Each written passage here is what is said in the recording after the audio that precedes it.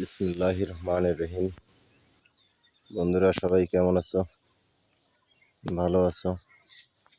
আমিও ভালো আছি আল্লাহর রহমতে। তো আপনাদেরকে আমি আজকে আমার স্বপ্ন মিক্স প্রজেক্টের একটি অংশ, এই পুকুর, যে পুকুরে রয়েছে রুই, মৃগেল, কাতলা, কার্পু মিশ্রণের অনেক মাছ আপনারা দেখতে পাচ্ছেন। অবশ্য যদি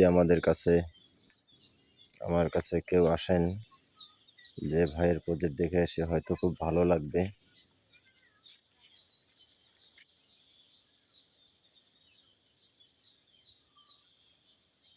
আমাকে সবাই দোয়া করবেন, আমার যেন এই কষ্ট, এই সাধনা সফল হয়ে যায়।